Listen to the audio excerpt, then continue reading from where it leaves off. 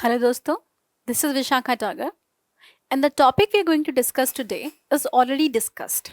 That means a majority of the part is I've already made a video. It is a significant change that is made in the news and that's why I'm talking about it again. That's why अगर आपको इसकी first part के बारे में जानना है there is already a link पहले से होगा. You just have to follow the link before जिसमें I have already talked about this video and you can see that part. It's the second part that I'm going to talk about and that is most important right now.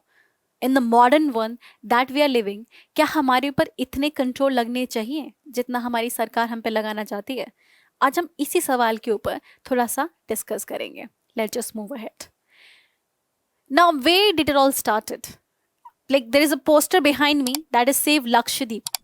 This was making rounds of news and even social media पे बहुत popular था उस time पे. And that's why first part of the news is I have already discussed. इसलिए आप अगर आप if you're thinking कि ये तो already I've seen, I don't need to see that, then you do need to because first part हम पहले discuss कर चुके हैं. It is not that part जो कि हम discuss करने वाले हैं. It is the second part.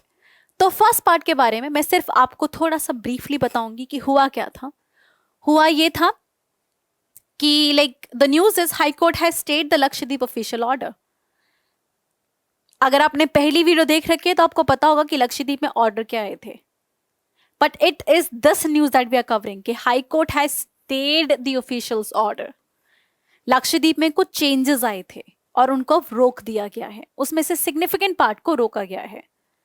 Now what are the changes? पुरानी वीडियो डिस्कस कर चुकी है. स्पेशली कि व्हाई डिड प्रोटेस्ट स्टार्ट मैं थोड़ा सा आपको थोड़ा सा ही ब्रीफ में दूंगी. I am not going to explain you in detail. And that was ये 4 लॉ आए थे जिन 4 लॉ के तहत बहुत ज्यादा पावर दे दी गई थी एडमिनिस्ट्रेटर को इन टर्म्स ऑफ कि they can take over the land. किसी को भी वहां से इविक्ट कर सकते थे, किसी को भी अरेस्ट कर सकते थे अंडर गुंडा एक्ट. और उसके बाद पे जवाबदेही भी नहीं थी. और it was very difficult to understand in a state like that जहां पे लो क्राइम रेट था. द सैड रीजन वॉज कि उनको सिक्योरिटी स्ट्रेंथन करनी थी and under which even boards की भी सर्वेलेंस शुरू होने वाली थी कि टू द एक्सटेंट कि at least 1 person was to be present in a board. Was it even feasible? But let's move ahead. That is something we've already discussed. So I'm just मैं आपको brief idea दे रही हूँ. Then in the regulation part, it talked about कि consumption. This is the part which we are going to discuss. In the regulation part, it talked about कि consumption or the sale of the beef will be an offense from now onwards and will be punishable for 7 years. अगर आप beef खाएंगे मतलब अगर गाय का मांस अगर आप खाते हैं तो then you can be punished with offense of 7 years. That is something. This is something जहां पे हाई कोर्ट की जजमेंट आई और यही हम डिस्कस करेंगे. और बाकी चेंजेस भी थे कि अगर किसी के पास 2 से ज्यादा बच्चे हैं तो पंचायत इलेक्शंस में वो कंटेस्ट नहीं कर सकते. That was also very surprising because Lakshadweep की जो ऑलमोस्ट जो फर्टिलिटी रेट है वो 1.4 है. दैट मीन्स हार्डली किसी के पास 2 से ज्यादा बच्चे होते हैं. And there were many people who were who said कि this is specially targeting Muslim because वहां पे 90% population Muslim है. And beef is part of their cultural habit. They eat it.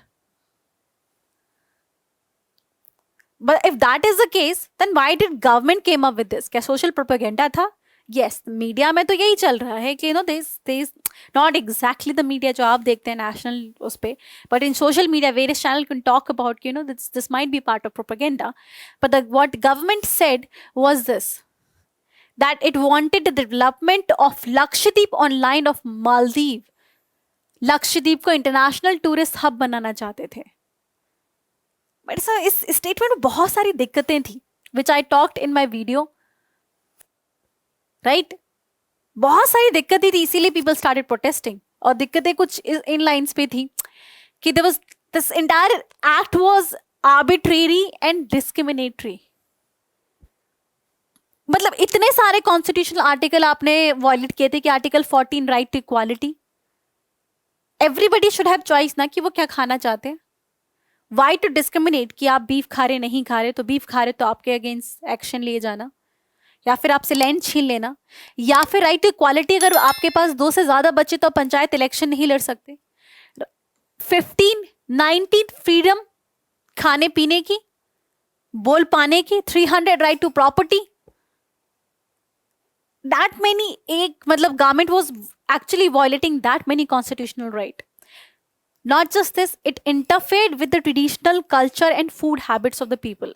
And as I said, आज हम social aspect के बारे में बात करेंगे, the social aspect of it. So people started protesting. And especially this was like, as I talked in the video, this was controversial because Ravindran committee said ki, why we are doing this. Ravindran committee talked about कि जो आप पंचायत की powers है वो बढ़ाई जानी चाहिए, कम नहीं होनी चाहिए। But this takes away this, उस कमेटी की रिकमेंडेशन के अगेंस्ट आती है। And again it's very it's questionable कि why are you doing this. अगर आप कह रहे हैं कि आपको बेसिकली पॉपुलेशन कंट्रोल करना चाहते तो वहां पे टोटल फर्टिलिटी रेट ऑलरेडी 1.4 है according to national family health survey, जबकि नेशनल एवरेज से ज्यादा है 2.2। अगर करना है तो एक काम करें, पार्लियामेंट में करके दिखाएं जरा, लोकल लेवल पे क्यों अप्लाई कर रहे हैं। And then preventive detention law आप लेकर आ रहे हो, किसी को भी जेल में डाल दोगे इन एन आइलैंड जहां पे crime rate almost next to none है। So everything was questionable. लोगों ने सवाल उठाए, it is raising so many concerns in terms of कि इतनी फ्रजाइल इकोनॉमी में आप किस तरीके का डेवलपमेंट ला रहे हो। इसमें तो सिर्फ आप माइनिंग और रियल एस्टेट इंडस्ट्री को प्रमोट कर रहे हो, वो भी लोकल कल्चर को हटा के, राइट, लोकल लाइवलीहुड को इंपैक्ट करके। तो एक लॉजिकल कंसर्न आया, साथ में आपका इकोनॉमिक कंसर्न आया कि इस प्रमोटिंग लैंड ग्रैबिंग। आप रियल स्टेट को इतना प्रमोट करना चाहते हो कि लोगों की लाइवलीहुड तक को आपने इंपैक्ट कर रहे हो। दे हैव बीन इंसिडेंसेस कि उनके स्ट्रक्चर्स तक डिस्ट्रॉय कर दिए गए। और tribal land ownership which is part of the constitution, वो उनसे छीना जा रहा था।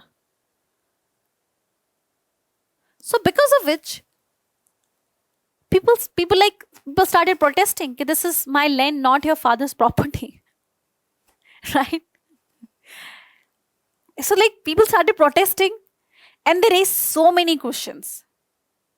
There is so many concerns, especially the social concern कि beef constitute the part of the food habit. Maybe Hindu ideology में नहीं है, but आपका constitution तो does not say ना कि it is only to protect the Hindu culture. It is to protect all the cultures. And it was also seen as attempt to change the demography. As I said कि 90% population was Muslim. But this is really questionable. एक question जो बहुत ही लोगों ने सवाल उठाया कि एक तरफ आप कह रहे हैं आप कल्चर प्रमोट करें, वहीं पे आपने alcohol ban you called off, which might have actually threaten the indigenous traditional culture.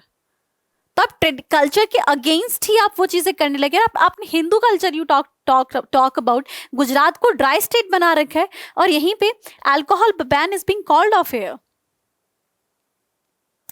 तो जब ये सवाल उठने लगे, जब इतने सवाल उठे, सो तो उसका कॉन्सिक्वेंस क्या होगा? The consequence is this, people will come together, they'll protest, and this is what exactly happened. People protest in so many ways. They become very innovative. It's people went underwater protest करने के लिए. People protest while respecting their culture. They showed their culture कि we want our culture to be protested. Families came together while protesting the government decision. Now we are coming to the portion which was different from what was being talked earlier. जो अब तक तो background था, यहां से हम बात करते हैं is what is the judgement. इस पूरे इसमें जजमेंट क्या कहती है? Judgment have stated that operation of true controversial orders, that is closing down of the dairy farms and the changing the diet of the school children. पहले school में ही meet offer की थी, चिकन प्रोवाइड कर देते mid day meal में। This was removed administrative decision से। High court said this is ना चलेगा, नो चलबो। इफ द मीट सर्व की जा रही है तो उनको अभी भी सर्व करो, और डेयरी फार्म्स को आप क्लोज नहीं कर सकते। And the high court gave reasoning for that. It says कि since like national programme for mid day meal, deletion of meat आप क्यों कर रहे हो, जबकि उसमें already the deletion of meat from the menu as per the order like is contrary to national programme for mid day meal. क्योंकि provisions हैं इसमें to provide the meat and chicken to the schools of Lakshadweep. उस programme का ही हिस्सा है, mid day मील के programme में हिस्सा है ये, तो आप ऐसा क्यों कर रहे हो? सो द हाई कोर्ट ने बहुत sound reasoning the, and with sound reasoning it asked the question कि पहले तो आपका program he actually program talks about it, so why are you going against the program itself? And then it says कि it infringe upon the ethnic culture and heritage.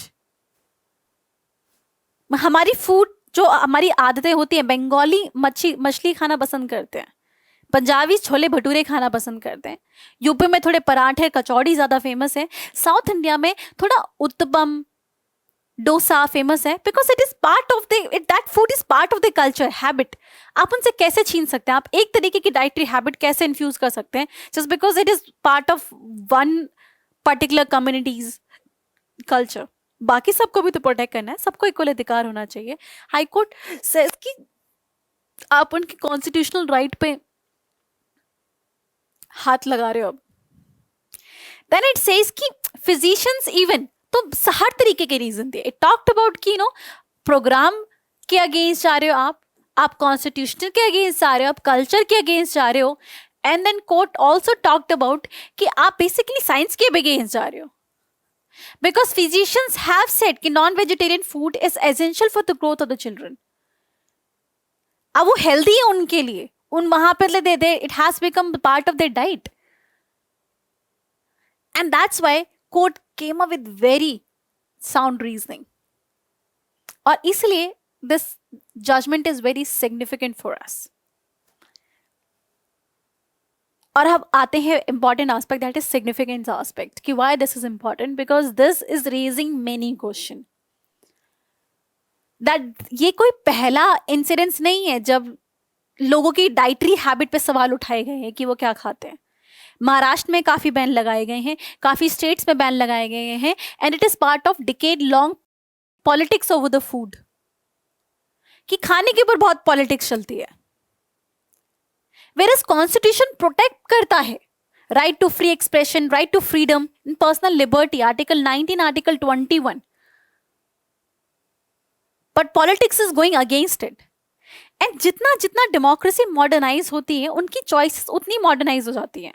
You will see families जो ब्राह्मण थी, शर्मास थे, जो पंडित थे, जो कभी nonveg नहीं खाते थे, उनकी second generation is eating meat. So as democracy modernisation people started questioning the tradition, उनकी चॉइसेस भी काफी डाइवर्सिफाई हो जाती है। In that era can you really impose your norms upon them? Isn't constitution important? It also talked about, like, raises a question कि in a country as diverse as India, इतनी जहां पे कहते हैं ना कोस कोस पे बदले पानी, हर कोश पे वाणी, एक कोस पे पानी का टेस्ट बदल जाता है और हर कोश पे ना लैंग्वेज चेंज हो जाती है। इतनी मल्टीलैंग्वेज मल्टीकल्चरल सोसाइटी है इंडिया, जो कि रैपिडली इवॉल्व कर रही है और लाइक मल्टीप्लिसिटी उसकी बढ़ ही रही है। Can dietary habits be control जब वो इतनी रैपिडली चेंज कर रही है? Can we impose one sense of proper diet upon Indian? That is a question this entire judgement is raising, and that is what I have brought in the video. आप भी थोड़ा सा इस पे सवाल बताइए, और if you have any suggestion and if you have an opinion, definitely comment section में डालिए कि what do you think of it. Comment section में लिखिए उसके बारे में। And if you like this video, like, subscribe, comment on us, stay connected to us. Stay healthy, stay safe, and stay connected to AQ IAS because we provide you the present news and the context behind it. And if that is the case, stay connected. Thank you so much.